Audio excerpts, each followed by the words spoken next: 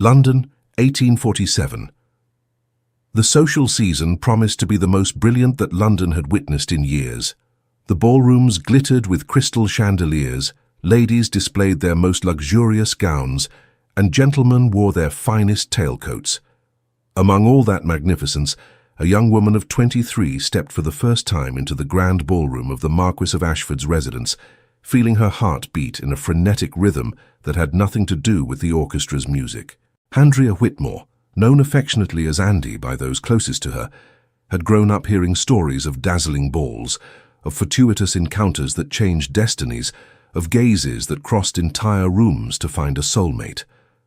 Daughter of a baron of modest means but respectable lineage, she had nurtured throughout her youth the dream of one day finding her match, marrying for love, and building a family where genuine affection would be the strongest foundation, stronger than any fortune or title. Her brown eyes shone with that romantic expectation that only hearts not yet touched by disillusionment could keep burning.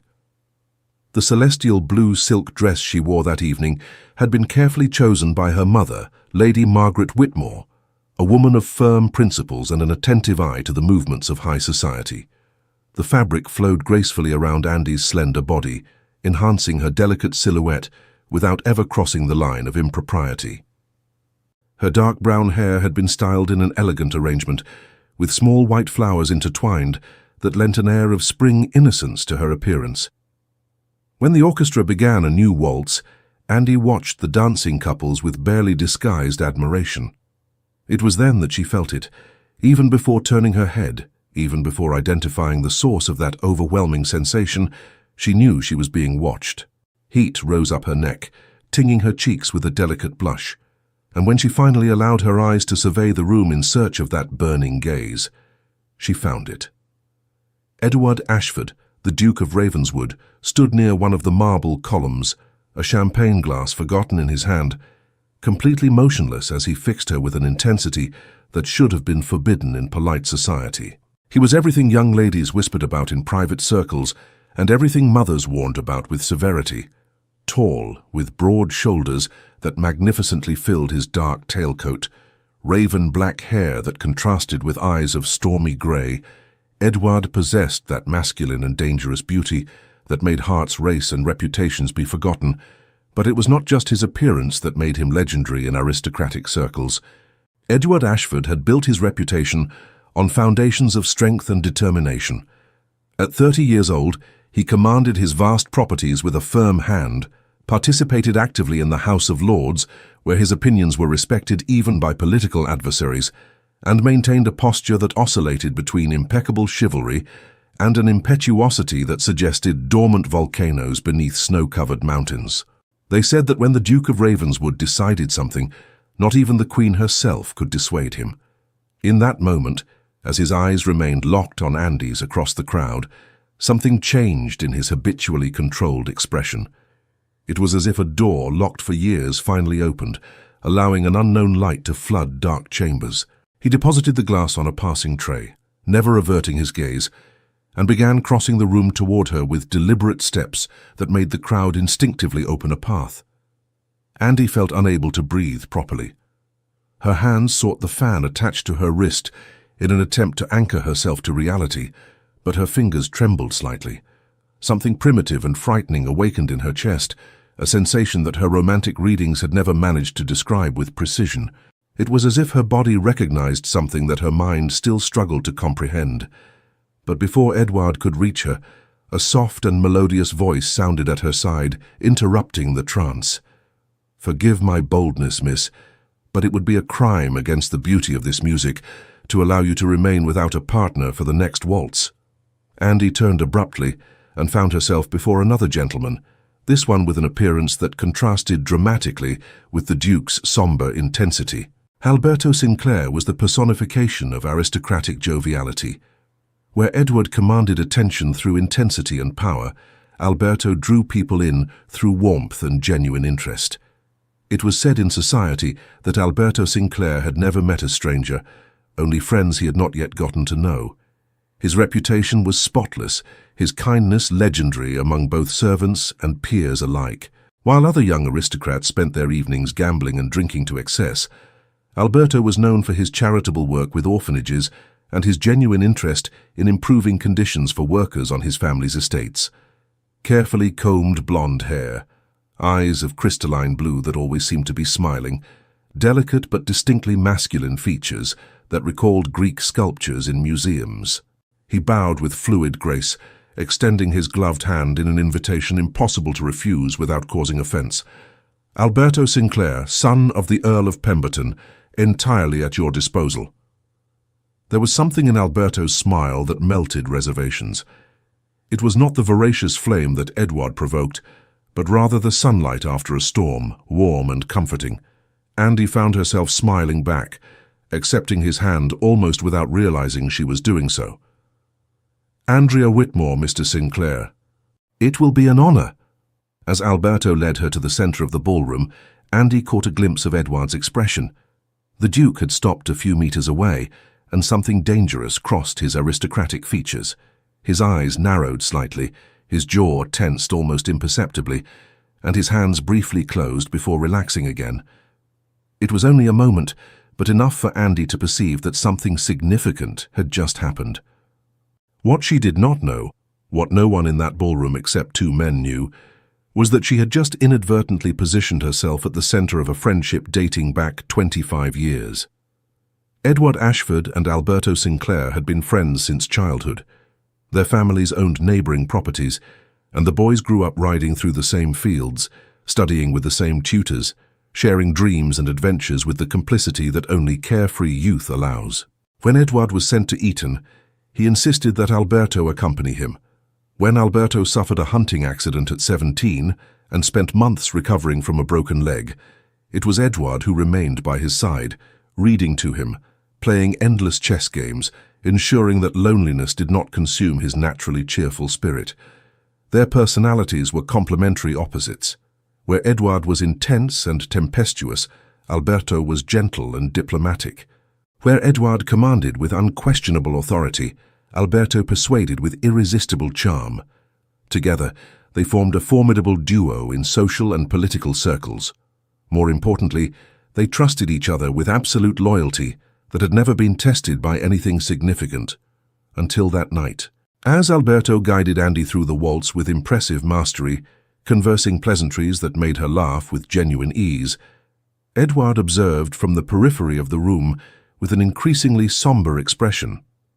He recognized that smile on Alberto's face, the lightness in his movements, the particular brightness in his eyes. He knew his friend too well not to notice. Alberto was not simply being courteous with an available young lady. He was enchanted, and Edward, for the first time in his carefully controlled life, tasted the bitter flavor of jealousy burning his throat. What made it worse was that Edward could not even fault Alberto's approach. His friend was being exactly himself, genuine and warm, making Andy laugh with stories about his misadventures in the countryside, asking about her interests with real curiosity. Edward watched as Andy's face lit up when Alberto asked about her favorite books, saw her lean in slightly when Alberto described a particularly beautiful sunset he had witnessed on his family's estate. It was natural, effortless, the kind of connection that looked easy because it was.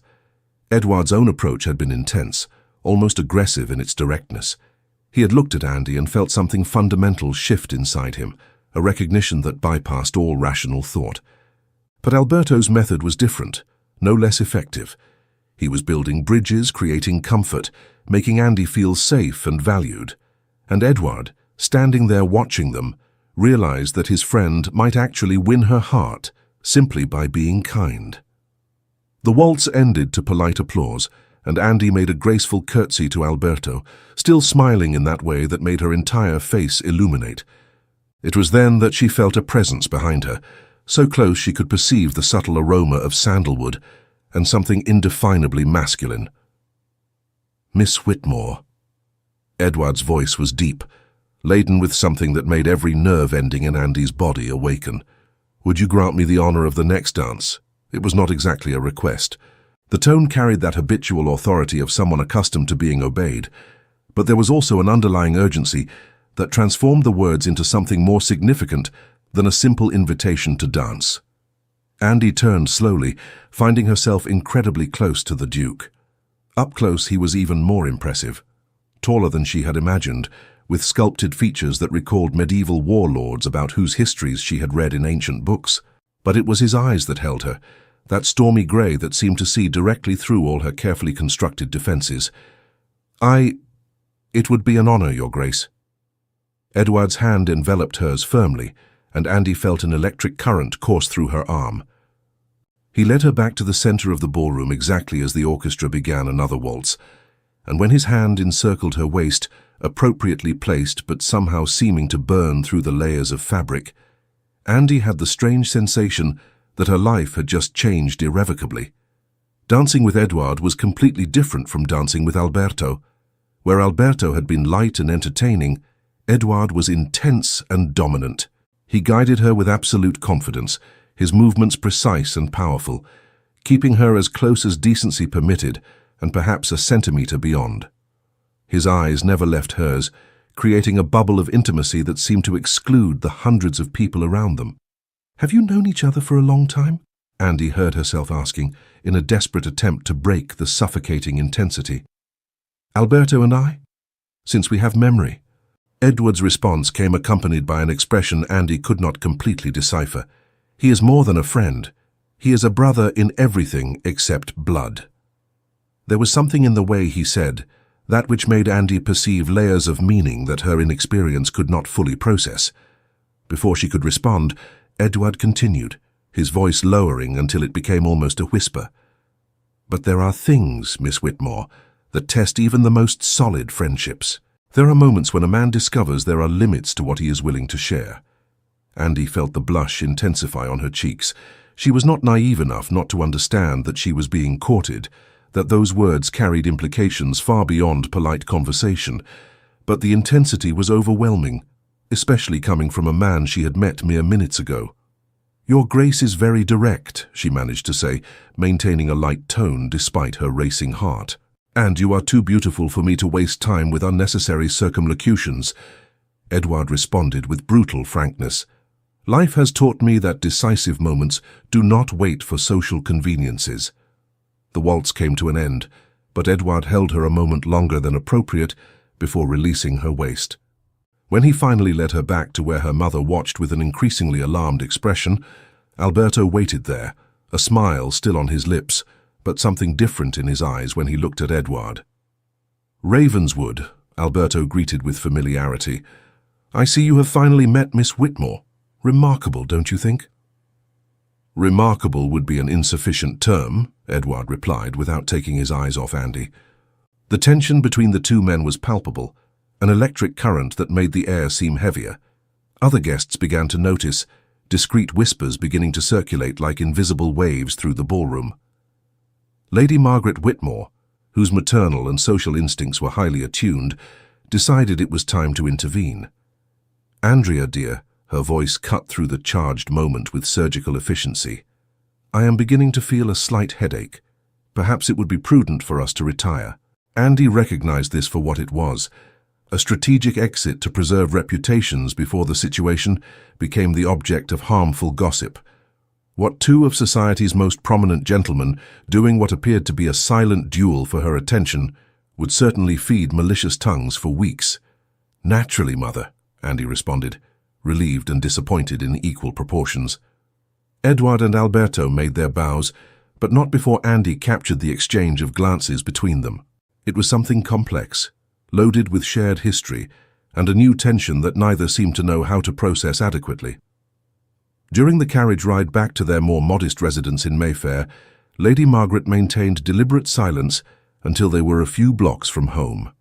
Then, with that tone she used when she needed to say uncomfortable truths, she began, "Andrea, I need you to understand the gravity of what I witnessed tonight." Andy turned to her mother, genuine confusion on her face. "I do not understand, Mother. I danced only 2 waltzes, with the 2 best friends of high society, who appeared to be waging a silent battle over who would have the privilege of your next dance." Lady Margaret sighed, removing her gloves meticulously. "The Duke of Ravenswood and Mr. Sinclair are known for their unwavering loyalty to each other. To see that tension between them, and you at the center, will create speculations that could affect your reputation. But I did nothing improper. I am not saying you did, dear. I am saying that society rarely concerns itself with the truth when there is a more interesting story available. She reached for her daughter's hand, squeezing it gently. Both are excellent matches, the Duke even more so naturally given his position. But if a public competition begins between them, she did not need to finish the sentence. Andy understood perfectly. A young lady at the center of a dispute between two gentlemen could be seen as manipulative or, worse still, as a calculated scheme to elevate her social position through scandal. But that night, lying in her bed with moonlight entering through the lace curtains, Andy could not think about reputations or social strategies. Her mind insisted on revisiting two pairs of eyes, one stormy grey and one crystalline blue, both looking at her as if she was something precious and irreplaceable. What she did not know was that, a few kilometers away in the imposing mansion of Ravenswood House, two men shared brandy in a mahogany-lined library, trapped in a tense silence that was completely unprecedented in decades of friendship. It was Alberto who finally spoke, slowly turning his glass between his fingers. "She is extraordinary, don't you think?" Edward remained still by the window, observing London's dark streets. "She is. I intend to court her," Alberto said, his tone still casual but with an underlying firmness. "With all propriety, naturally. I believe she would be a perfect companion." Edward closed his eyes briefly, a sharp pain crossing his chest. "Alberto, I know you felt it too, old friend," Alberto interrupted gently. "I am not blind. I saw the way you looked at her, but we need to be reasonable about this." Edward finally turned, his face a mask of control with visible cracks. "Reasonable? How exactly do you suggest we be reasonable when we have both just met the woman who could be—" He did not finish, but he did not need to. Alberto understood perfectly. "So what do you propose?" Alberto asked, putting his glass aside and standing up. "That we fight for her like savages, that we destroy a 25-year friendship over a woman we met a few hours ago." "I am not suggesting we fight," Edward replied, each word heavy. "I am saying I cannot simply step aside. Not this time. Not with her." Alberto studied his friend's face, seeing there a vulnerability that Edward rarely allowed others to witness. He sighed deeply. "Then we will both court her. Honorably, respectfully, and let her choose."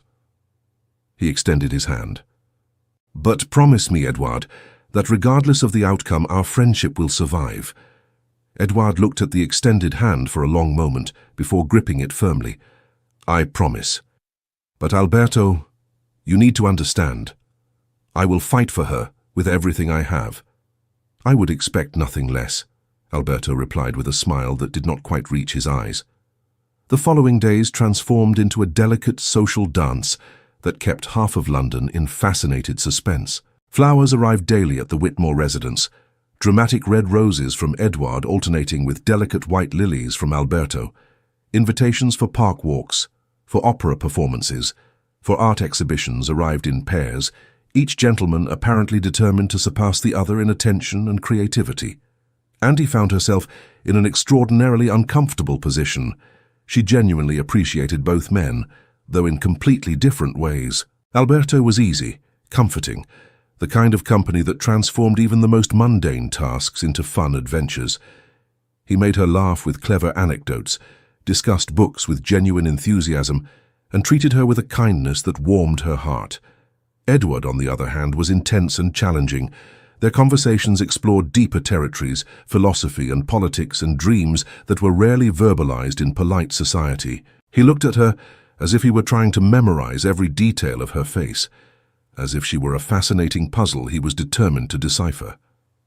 With Edward, Andy felt alive in a way that was simultaneously exciting and terrifying.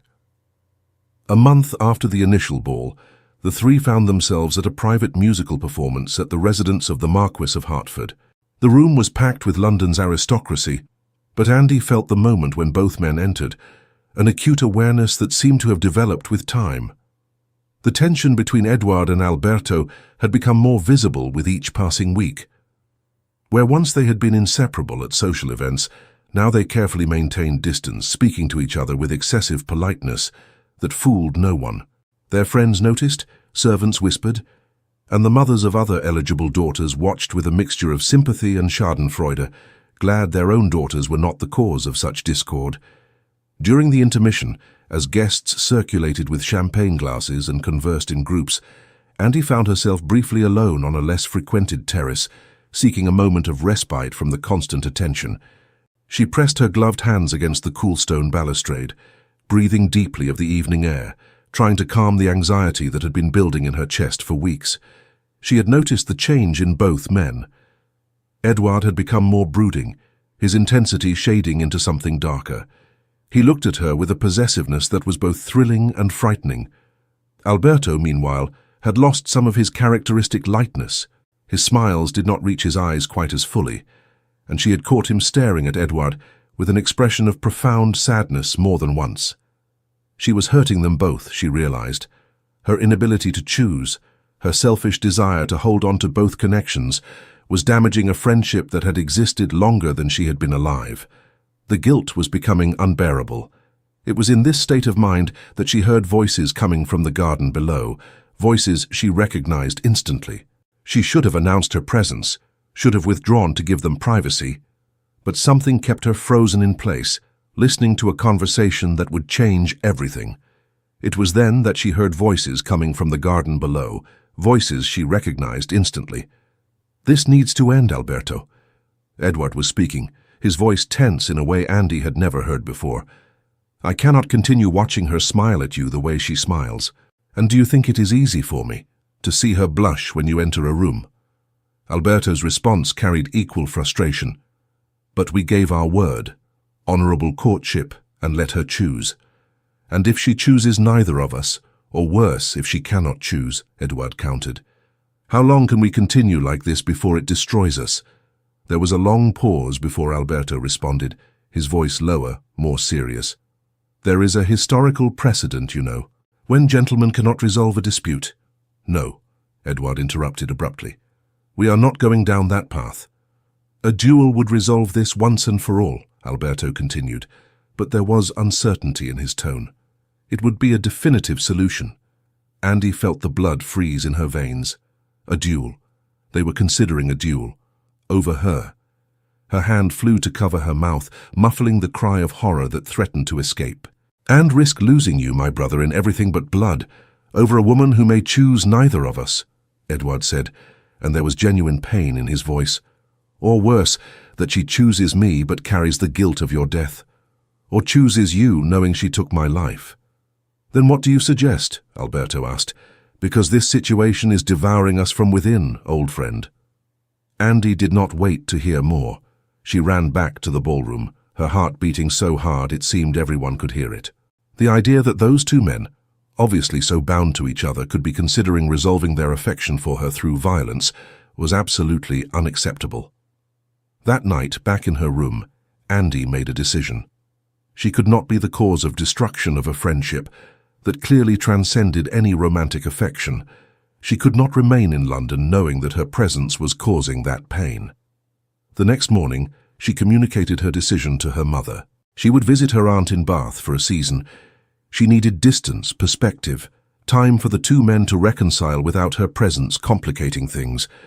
Lady Margaret, perceiving the resolution in her daughter's eyes and understanding more than Andy imagined about the situation, agreed. Sometimes distance was the most compassionate form of love. The letters were sent that afternoon. Brief, polite, explaining that family commitments required her presence in Bath for an indefinite period. Andy did not specify how long, because she honestly did not know. The response came quickly. Flowers, even more elaborate than before, letters pleading that she reconsider. A request from Edward for a private audience before her departure, propriety observed, but urgency palpable. An invitation from Alberto for one last walk in the park. Andy refused both. She did not trust herself to see them without revealing the true reason for her departure, and she did not want to place upon them the weight of knowing she had heard that devastating conversation. 3 days later, on a foggy morning typical of October, the Whitmore carriage left London. Andy watched the city disappear through the window, silent tears rolling down her face as her mother squeezed her hand in silent support. What Andy did not know was that, at that exact moment, Edward and Alberto found themselves in the library of Ravenswood House, sharing a bottle of exceptionally old Scottish whiskey and confronting the devastating reality that the woman they both loved had just left their lives without giving them a chance for a proper goodbye. "She heard," Edward said finally, his voice hoarse. "Somehow she heard our conversation about the duel." "We cannot know that," Alberto argued, but without conviction. "Can't we?" Edward turned to him, eyes red but dry. "A woman we barely know and who was clearly enjoying our attention simply flees without explanation?" "She heard, Alberto, and she was so horrified that she preferred to leave us both, rather than risk being the cause of violence between us." Alberto deposited his glass with a heavy thud. "Then what does that say about us? That we allowed a competition for affection to almost destroy 25 years of brotherhood?" The silence that followed was heavy with regret and belated understanding. Finally, Edward extended his hand. "I promised that our friendship would survive, regardless of the outcome. I renew that promise now. You are my brother, Alberto. No woman, no matter how extraordinary, is worth losing that." Alberto gripped the hand firmly, but there was sadness in his eyes. "I agree, but Edward, I fear we have both already lost much more than we can admit." Bath received Andy with its characteristic Georgian elegance and its famous thermal waters. Her aunt's house, Lady Beatrice Thornton, was a comfortable residence near the Royal Crescent, and her aunt, a cheerful 50-year-old widow who valued freedom above suffocating conventions, proved to be exactly the company Andy needed. The first few weeks were the hardest. Andy would wake in the mornings having dreamed of stormy grey eyes or warm blue ones, her heart aching with a longing that surprised her with its intensity. She had known both men for such a short time, really. How could their absence create such a profound emptiness? Lady Beatrice watched her niece with knowing eyes but said nothing at first, allowing Andy to process her feelings in her own time. It was only after Andy had been in Bath for 3 weeks, after watching her niece pick at her breakfast yet again, that Beatrice finally intervened. "So, my dear Sobrinha," Aunt Beatrice said during tea one rainy afternoon, using the Portuguese endearment that she had picked up during her travels. "Qual cavaleiro impossível te trouxe à minha porta em fuga dramática?" Andy almost dropped her cup. "Aunt Beatrice, and must you speak in Portuguese? You know my command of the language is limited." "I asked which impossible gentleman brought you to my door in dramatic flight," Aunt Beatrice translated, with a mischievous smile. "And I use Portuguese because sometimes distance in language helps us discuss difficult truths. But very well, we shall speak in English, so? 1 or 2? 2, Andy admitted, defeated, and somehow found herself telling the whole story to her aunt. The ball, the waltzes, the dual courtship, the tension between the friends, the conversation she had heard about duels. Aunt Beatrice listened with growing attention, asking perceptive questions that forced Andy to examine her own feelings more deeply than she had allowed herself until then. Unlike Lady Margaret, who viewed everything through the lens of propriety and social positioning, Beatrice asked about Andy's heart, about what she truly wanted, about who she was when she was with each man. "Edward makes me feel alive," Andy tried to explain. "When he looks at me, I feel seen in a way I never have before. He challenges me, pushes me to think deeply about things I had never questioned.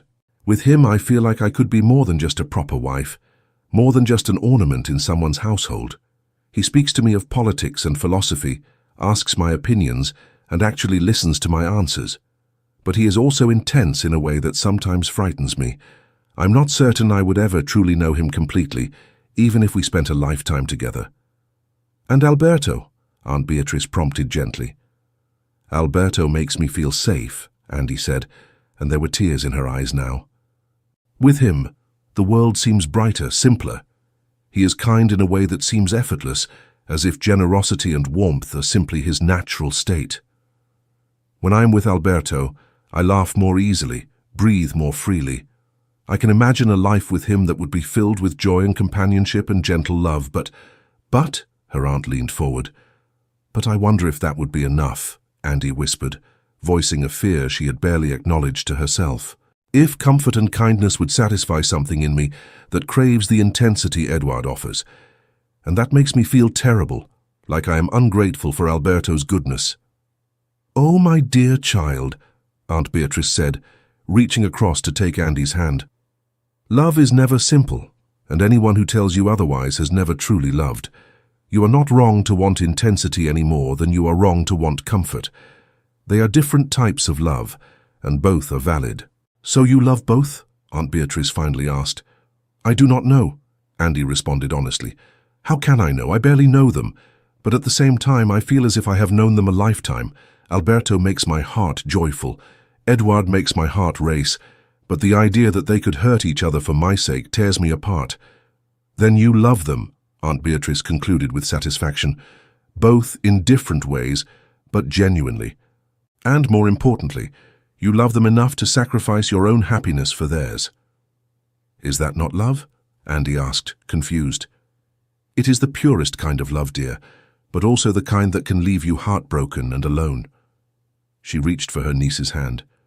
"The question is, how long can you carry that weight? Because running away solves their problem, but not yours." Andy had no answer for that. The months in Bath passed with painful slowness. Andy occupied her days walking through the perfectly manicured gardens, attending theatrical performances, taking the waters under protest from Aunt Beatrice, who insisted they would do her melancholic disposition good. She made superficial friendships with other young ladies of Bath society, participated in teas and small social events, but her heart remained firmly trapped in London, divided between two men who had probably already forgotten her. But they had not forgotten her. Unbeknownst to Andy, both Edward and Alberto wrote letters that they never sent, pouring their hearts onto paper in the privacy of their respective studies. Edward's letters were intense, passionate declarations that laid bare the depths of his feelings in a way he had never been able to do in person. Alberto's were gentle and hopeful, speaking of futures he dared to imagine and dreams he wanted to share. Neither man sent their letters, each fearing that pursuing Andy after she had so clearly chosen to leave would be a form of selfishness, of placing their own desires above her obvious need for distance and peace. So the letters accumulated in desk drawers, unsent testimonies to love unexpressed. Meanwhile, in London, the friendship between the two men began a slow, painful process of healing. Without Andy's presence as a constant reminder of their rivalry, they found themselves gravitating back toward each other, drawn by decades of shared history and genuine affection. They were not the same as they had been before, the innocence of their friendship having been compromised by competition and jealousy, but they were determined to rebuild what they had nearly lost. It was during one of their tentative reconciliatory dinners, about 6 months after Andy's departure, that they finally spoke openly about what had happened. "I nearly hated you," Edward admitted, staring into his wineglass. "For weeks after she left, I would see you and feel this surge of anger, this irrational conviction that if you had simply stepped aside, she would have stayed. She would have been mine." "I felt the same," Alberto confessed. "I would lie awake at night imagining all the ways I could have won her if you had not been there, casting your ducal shadow over everything. I resented your title, your wealth, your intensity that seemed to captivate her in ways my simple kindness never could." They sat in silence for a long moment, both contemplating how close they had come to destroying everything. "We were fools," Edward finally said. "We were men in love," Alberto corrected gently. "And love makes fools of us all. But Edward, I want you to know if she had chosen you, I would have stepped aside. It would have broken my heart, but I would have done it. Your happiness, her happiness, those would have been more important than my own desires." "I know," Edward said quietly. "And I would have done the same for you. That is what makes this whole situation so unbearably tragic. We both loved her enough to let her go if it meant she would be happy. We both loved each other enough to sacrifice our own happiness. And in the end, we all lost anyway." "Perhaps," Alberto said thoughtfully, "that is not entirely true. We have reclaimed our friendship. That is something worth having, even if it came at a heavy cost." Letters from Lady Margaret kept Andy apprised of London news. The reports of Edward and Alberto's reconciliation brought her both relief and a strange sort of grief. Relief because she had not permanently destroyed their friendship. Grief because their reconciliation seemed to confirm that neither man loved her enough to continue pursuing her, that she had been a temporary madness that passed once she removed herself from their sight. Letters from her mother brought news from London. Gentlemen Ashford and Sinclair, Lady Margaret reported, seemed to have resumed their characteristic friendship. They were seen together at the clubs, at the opera, at social events, apparently without any residual tension. Neither showed particular interest in other available young ladies, but they also did not mention Andy. Each letter that did not mention her was simultaneously relief and agony for Andy. Relief because it meant she had not caused permanent damage between the friends.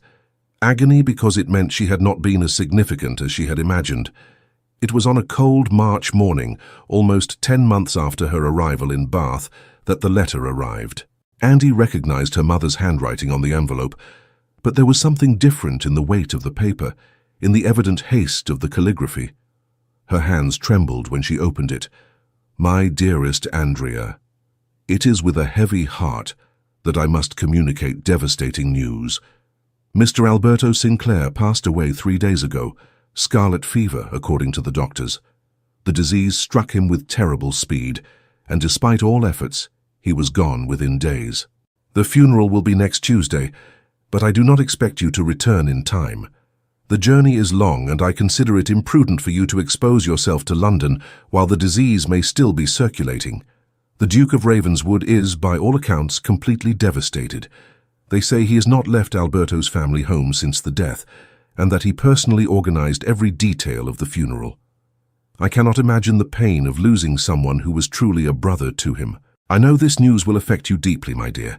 Take the time you need before deciding whether to return. Your safety is my primary concern. With all my love, Mother." The letter fell from Andy's trembling hands. Alberto. Dead. The cheerful, kind, radiant Alberto, who had made her laugh so easily, who had looked at her with those crystalline blue eyes full of warmth and promise. Gone, in a matter of days. And Edward.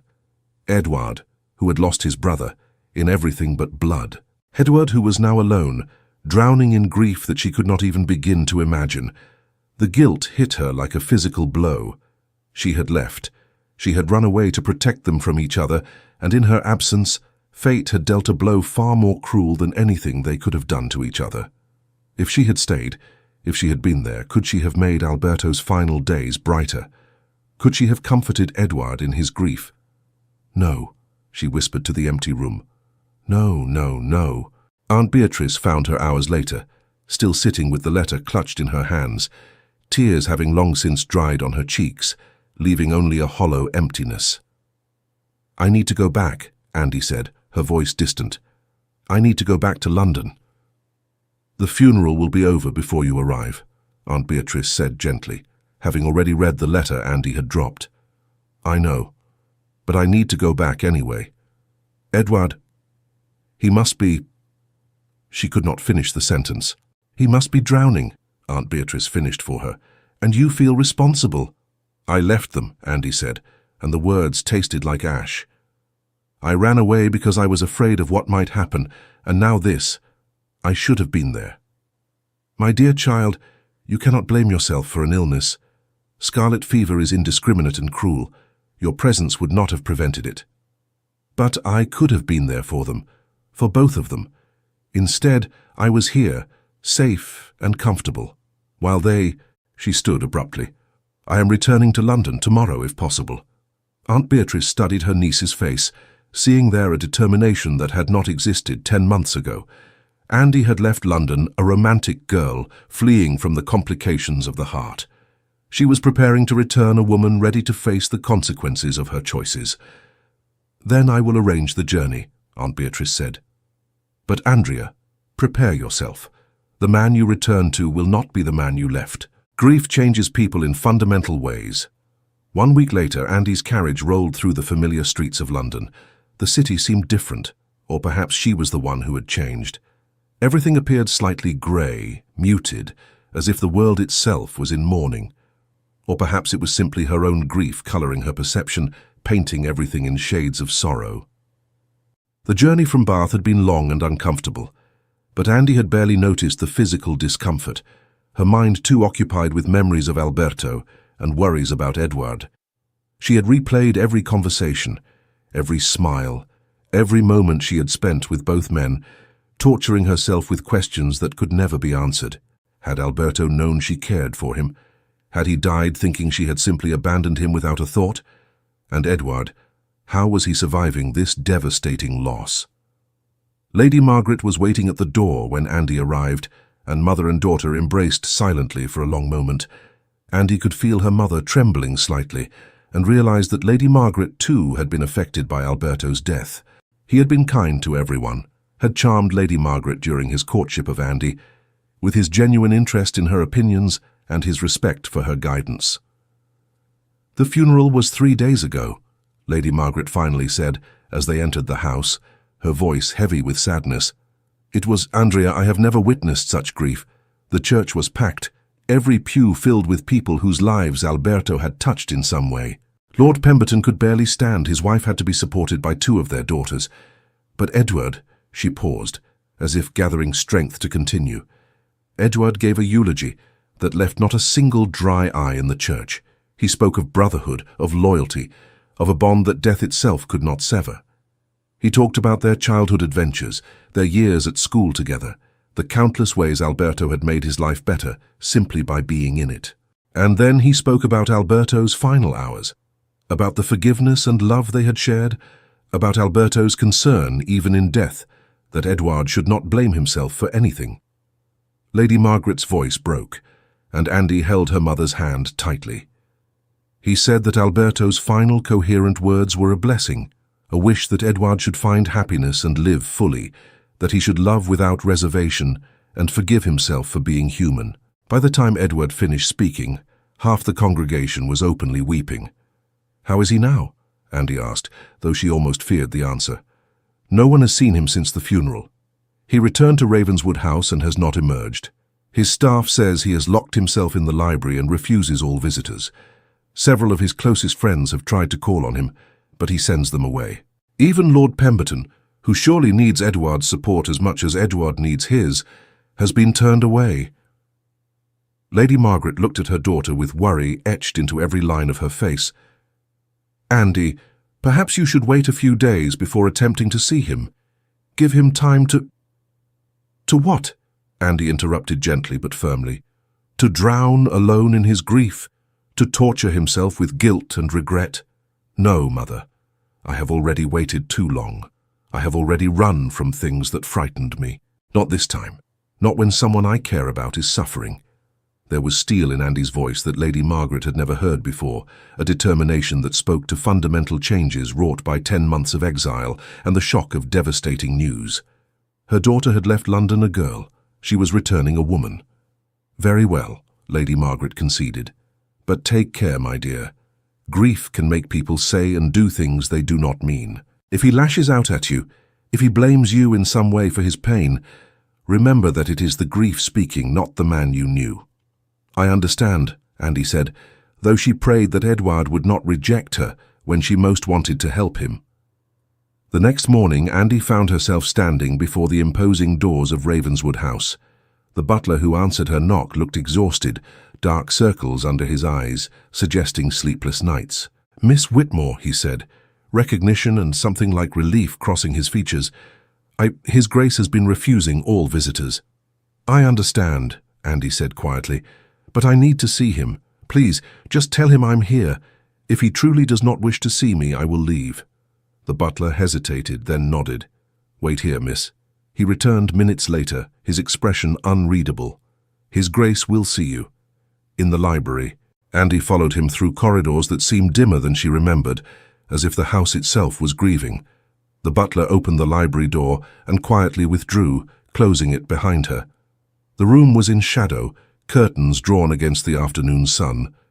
A fire burned low in the fireplace, providing the only light, and there, in a chair facing the flames, sat Edward.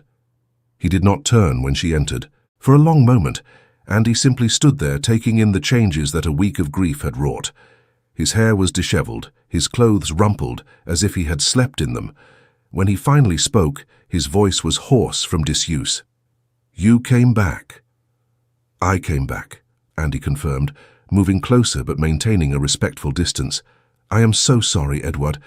I am so very sorry." "Sorry." He repeated the word as if tasting it. "Everyone is sorry." As if their sorrow could bring him back. As if their words could fill the emptiness he left behind. "Nothing can fill that emptiness," Andy said softly. "Nothing and no one. Alberto was irreplaceable."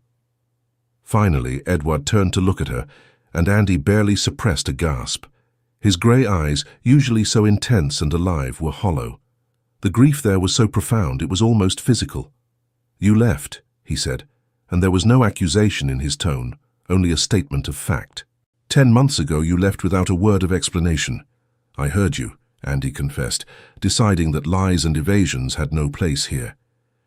"That night at the Hartford musical, I heard you and Alberto discussing a duel. I could not bear to be the cause of that, so I left." Something flickered in Edward's eyes. A duel? God, that seems like a lifetime ago. Alberto and I fighting over a woman like fools, never realizing that time. His voice broke. "Time is never guaranteed. We wasted so much of it on jealousy and competition when we should have been living," Andy finished for him. "Loving, being the brothers you always were." "He forgave me," Edward said suddenly, urgently. "In those final hours, when the fever had him and he could barely speak, he took my hand and he forgave me. For the tension, for the competition, for all of it. His last coherent words were, 'Love her for both of us.'" Tears streamed down Andy's face. "Edward." "But how can I?" Edward stood abruptly, pacing like a caged animal. "How can I pursue my own happiness knowing it cost him his life?" "It did not cost him his life," Andy said firmly, moving to stand in his path, forcing him to stop. "Scarlet fever cost him his life. A cruel, indiscriminate disease that cares nothing for love or friendship or any human concern. You are not responsible for this, Edward. Neither am I. Neither of us could have prevented this tragedy. But we caused him pain in his final months," Edward said, and his voice was raw with anguish. "Because of our competition, because of our inability to simply step aside, we made his last days on this earth ones of conflict and tension." "No," Andy said, and there was steel in her voice. "You gave him months of joy. He was fighting for something he wanted, competing with someone he loved like a brother, and he was happy doing it. Alberto was not a fragile man who needed protecting from life. He was vibrant and alive and choosing to pursue what he wanted. Do not dishonor his memory by reducing those months to nothing but pain." Edward stared at her, and slowly something shifted in his expression. "When did you become so wise?" "When I spent 10 months running from the truth," Andy replied. "Running from the fact that I loved you both, differently but genuinely. Running from the impossible choice between you. And then fate made the choice for me, in the cruelest way possible." "You loved us both," Edward repeated, and it was not a question. "I did. I do." Andy reached out, taking his hand. "I loved Alberto's light, his joy, the way he made the world seem brighter, and I loved your intensity, your passion, the way you made me feel truly seen. Loving one did not diminish the other. They were different loves, but both were real." Edward looked down at their joined hands. "He told me to love you for both of us, but I do not know if I can. I do not know if I deserve to after—" "Stop," Andy interrupted. "Edward, look at me." She waited until his eyes met hers. "Alberto loved you. That love did not die with him. It does not require punishment or penance. It requires that you honor it by living, by allowing yourself to continue feeling, to continue hoping, to eventually find joy again. That is what he would want." "How can you know that?" "Because that is what anyone who truly loves wants for those they leave behind," Andy said simply. "Not eternal mourning, but eventual peace. Not a life of guilt, but a life well lived in their memory. For the first time since she had entered the room, Edward's eyes filled with tears. He pulled Andy into his arms, holding her as if she were an anchor in a stormy sea, and wept. She held him, offering no platitudes or false comforts, just her presence and her understanding. They stood like that for a long time, two people bound together by loss and love, and the ghost of a man who had loved them both. In the days and weeks that followed, Andy became a regular visitor to Ravenswood House. She did not push, did not demand, simply sat with Edward as he slowly found his way back to life. They talked about Alberto, sharing memories and stories, laughing at his terrible jokes and his infectious optimism, crying when the weight of his absence became too heavy to bear alone. Slowly, imperceptibly at first, something began to shift between them. The intensity that had characterized their first meeting was still there, but it had been tempered by grief and understanding into something deeper, more profound. They were no longer two people competing for the same prize, but two souls bound by shared loss, and the gradual realization that life, however painful, continued forward. It was a warm afternoon in late May, nearly 3 months after Alberto's death, when Edward asked Andy to walk with him in the gardens of Ravenswood House. The roses were in full bloom, their fragrance heavy in the air, and for the first time in months, Edward seemed almost like his old self. "I have been thinking," he began, his hands clasped behind his back as they walked along the gravel path, "about what Alberto said, about loving you for both of us." Andy said nothing, simply waited for him to continue. "I do not think he meant that I should love you as he would have loved you," Edward continued. "I think he meant that I should love you fully, completely, holding nothing back, that I should embrace whatever happiness we might find together, not in spite of his absence, but in honor of the friendship that allowed us to be so open with each other in the first place." He stopped walking and turned to face her, taking both her hands in his. "Andrea Whitmore, I loved you from the moment I saw you across that ballroom. That has not changed. If anything, these months of grief have shown me how precious and fleeting life can be. I do not want to waste another moment in uncertainty or guilt." Andy's heart raced, but she needed to be certain. "And Alberto? Will his memory always stand between us?" "No," Edward said firmly. "His memory will stand beside us. It will be part of our foundation, a reminder of the cost of wasted time and the value of honest love. I want to build a life with you, Andy. A life that honors what we have lost while celebrating what we have found." Tears gathered in Andy's eyes, but they were not tears of sorrow alone. "I want that too," she whispered. "I have wanted it for so long, but I was afraid." "We have both been afraid," Edward said, reaching up to cup her face gently. "But I think it is time to be brave." He kissed her then, gently at first, then with growing passion, and Andy felt as if pieces of herself that had been scattered were finally coming back together. It was not the desperate, all-consuming fire she had imagined in her youth. It was something better, something deeper. It was love tempered by loss, passion grounded in understanding, hope built on the foundation of shared grief. When they finally pulled apart, both were smiling through their tears. "I have something to ask you," Edward said, his voice slightly unsteady. "But first, there is something I must do." He led her to a corner of the garden where a young oak tree had recently been planted. At its base was a simple stone marker. "In memory of Alberto Sinclair," Andy read aloud. "Brother, friend, forever missed." "I planted it the week after the funeral," Edward explained. "A living memorial, something that will grow and strengthen with time, just as our memories of him should. I come here often, to talk to him, to ask his advice, to simply feel close to him again." He knelt beside the marker, and Andy knelt with him. "Alberto," Edward said softly, "I am about to ask the woman we both love to be my wife. I hope, wherever you are, you can forgive me for finding happiness in your absence. But more than that, I hope you know that you will never be forgotten, that your name will be spoken in my house, that your memory will be honored, that any children I have will know the story of the uncle they never met, but who changed their father's life forever." Andy felt fresh tears spill down her cheeks as Edward turned to her, pulling a small velvet box from his pocket. Andrea Whitmore, will you marry me? Will you build a life with me, one that remembers the past while embracing the future? Will you help me become the man that Alberto believed I could be? Yes, Andy breathed, not hesitating for even a moment. Yes, Edward. 1,000 times, yes. He slipped the ring onto her finger, a beautiful sapphire surrounded by diamonds that caught the afternoon light. Then he pulled her close, and they held each other beside Alberto's tree, two people who had found love in the most unexpected and painful of circumstances. Their engagement was announced quietly, without the fanfare that would typically accompany the betrothal of a duke. The wedding was planned for August, a small ceremony with only close family and friends. Lady Margaret wept happy tears when Andy told her, embracing her daughter and whispering that she was proud of the woman she had become.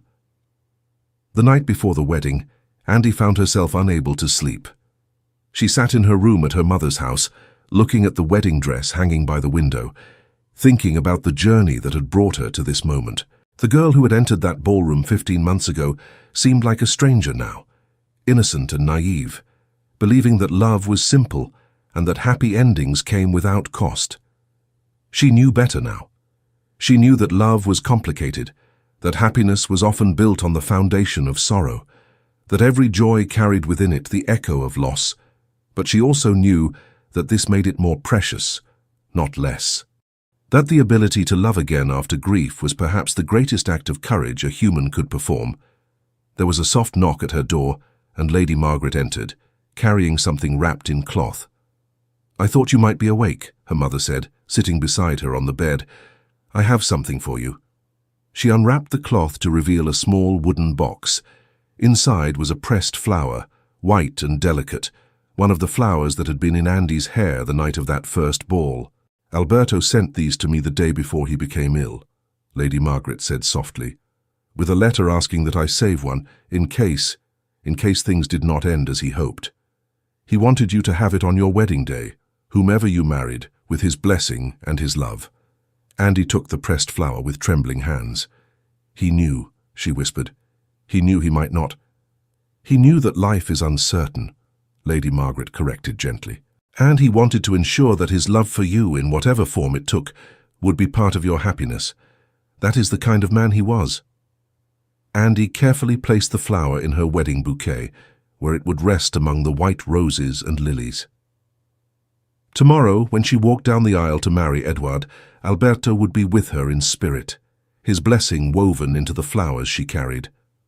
The wedding day dawned clear and bright, unusually warm for August. The ceremony was held in the small chapel on the Ravenswood estate, the same chapel where Alberto's funeral had been held 3 months earlier. It was a deliberate choice, Edward had explained. He wanted to reclaim that space, to fill it with joy and promise instead of leaving it forever, associated only with grief. As Andy walked down the aisle on her father's arm, she saw Edward waiting at the altar, looking impossibly handsome in his formal attire, his eyes locked on hers with an intensity that still made her breath catch.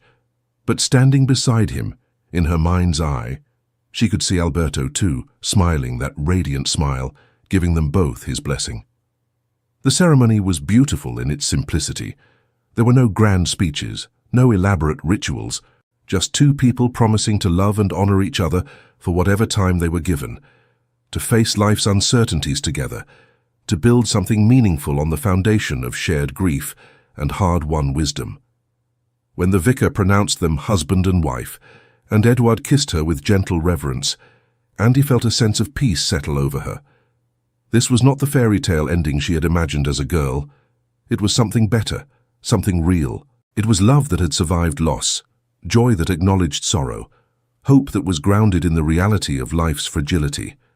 The wedding breakfast was intimate and warm, filled with laughter and gentle tears. Edward gave a toast that spoke of second chances and the importance of seizing happiness when it was offered.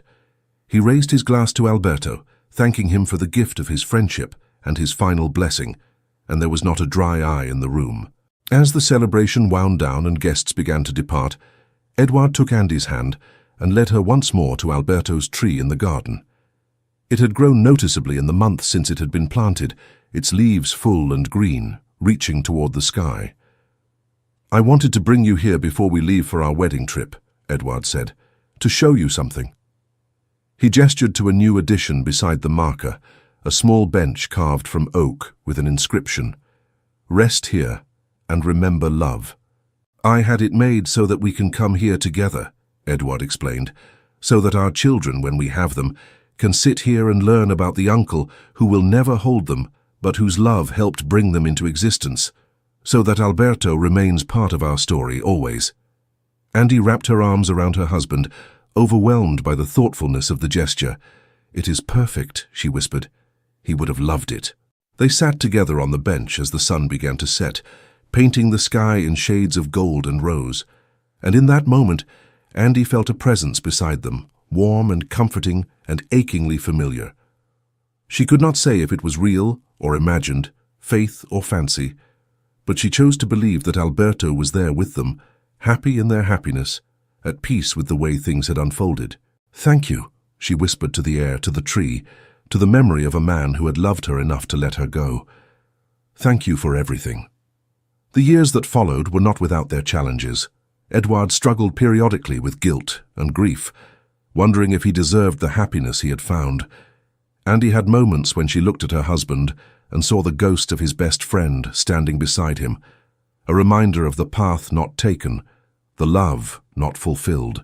But they worked through these moments together, talking openly, supporting each other, building a partnership that was stronger for having weathered loss. 18 months after their wedding, Andy gave birth to a son. The labor was long and difficult, and there were moments when Edward feared he might lose her, that fate would again show its cruel hand and take from him another person he loved beyond measure. But Andy was strong, stronger than anyone had given her credit for, and she brought their child into the world with fierce determination. When Edward held his son for the first time, tears streaming down his face, Andy watched the transformation that came over her husband. All the grief and guilt that had shadowed him seemed to lift, replaced by wonder and hope and overwhelming love. "What shall we name him?" Edward asked, unable to take his eyes off the tiny face. Andy smiled, though her eyes too were wet with tears. "I think you know." Edward looked up at her, understanding dawning in his expression. "Are you certain?" "I am certain," Andy said firmly.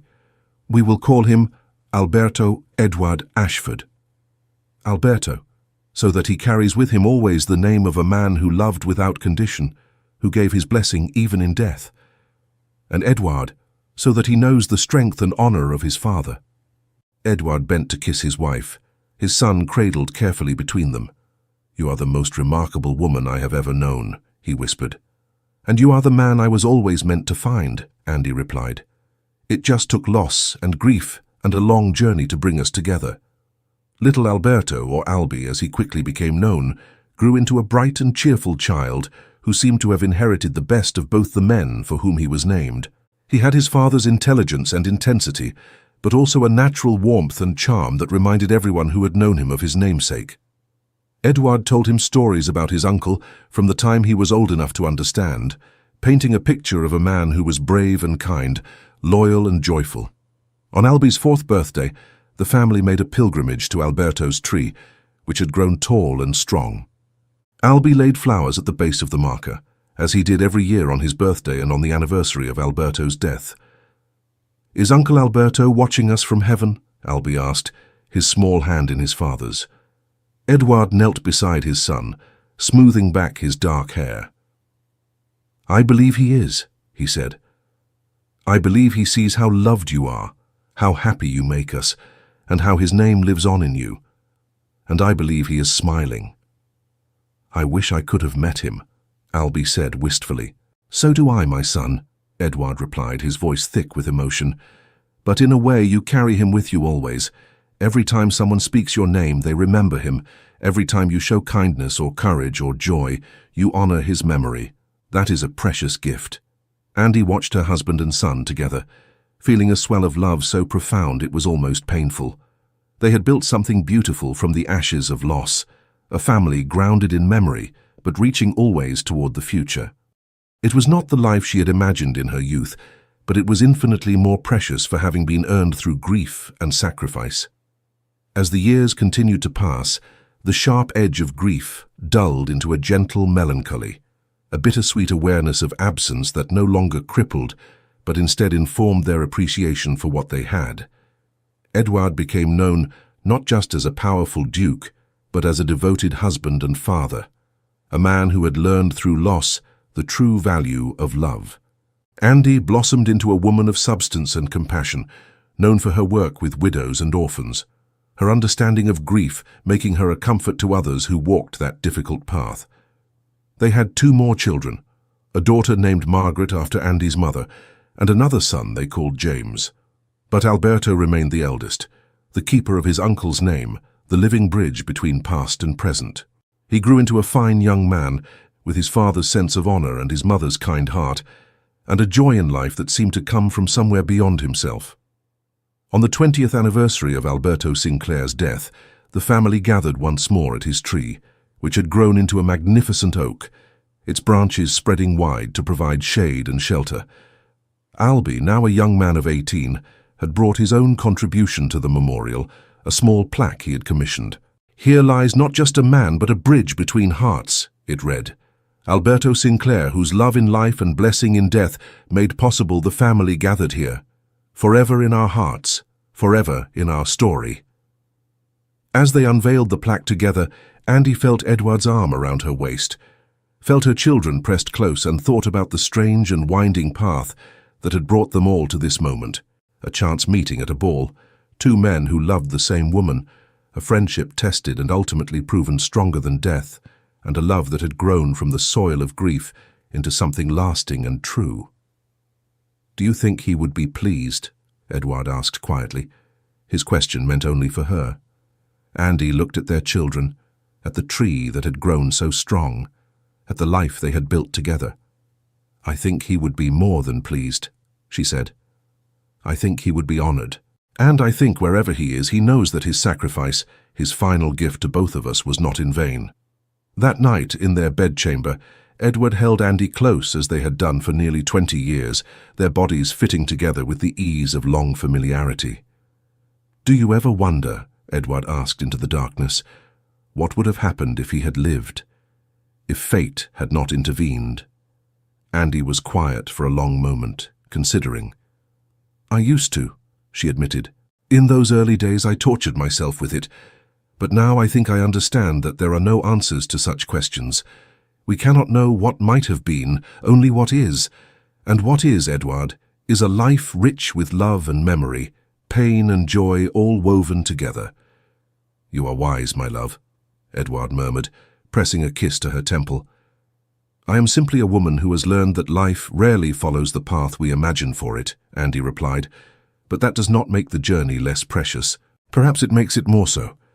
As she drifted towards sleep, safe in her husband's arms, Andy thought she felt a gentle presence in the room, a warmth that had nothing to do with the fire in the hearth. She smiled into the darkness, sending a silent message to the man whose love had shaped her life in ways she could never have imagined. "Thank you, Alberto. Thank you for loving us enough to let us love each other. Thank you for your blessing, your sacrifice, your enduring presence in our lives. You are not forgotten. You will never be forgotten." And in the whisper of the wind through the trees outside, in the gentle settling of the house around them, she could almost hear his response. A laugh full of joy, a blessing freely given, and the assurance that love, true love, never truly dies, but transforms and continues in ways both seen and unseen. The story of the Duke of Ravenswood and Andrea Whitmore was told in drawing rooms across London for decades to come. Some versions emphasized the romance, the dramatic courtship and eventual happy union. Others focused on the tragedy, the death of Alberto Sinclair and the grief that had nearly destroyed his best friend. But those who truly knew the family, who saw the love that bound them, and the reverence with which they honored the past while embracing the future, understood that it was not a story of romance or tragedy alone. It was a story about the complexity of love, about the courage required to live fully in the face of loss, about friendship that transcended death, and about the unexpected paths that lead us to our destiny. It was a story about 3 people whose lives had intersected for too brief a time, but whose love for each other, in all its varied forms, had created something that endured far beyond the limitations of mortal life. And in the garden of Ravenswood House, under the spreading branches of Alberto's oak, that story continued to unfold with each new generation, a living testament to the truth that love, once given, never truly ends, but ripples outward through time, touching lives and shaping destinies in ways both mysterious and profound. Years turned into decades, and Edward and Andy grew old together, their love deepening with each passing season.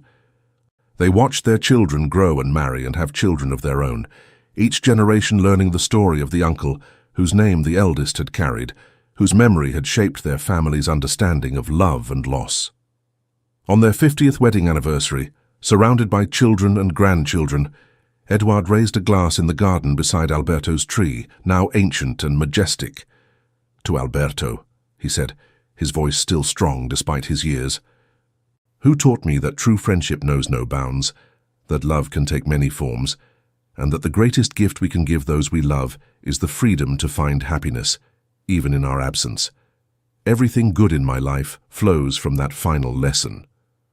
"To Alberto," the family echoed, raising their glasses to the tree, to the memory, to the love that had made them all possible. And as the sun set over Ravenswood House, painting the sky in brilliant shades of gold and crimson, it seemed to Andy that she could see, just for a moment, a familiar figure standing beneath the tree, his face alight with that radiant smile, his hand raised in a final eternal blessing. The end. Thank you for staying with us until the end of this emotional journey. If this story touched your heart, we invite you to subscribe, like, comment, and share our channel. Your support inspires us to keep creating more stories of love, redemption, and breathtaking twists. Help us reach our first 1,000 subscribers, and together we'll continue sharing tales that warm the heart. At the end of this video, you'll see a suggestion for another of our historical stories. Click and let yourself be enchanted by another unforgettable tale. With all our gratitude, Echoes of Romance.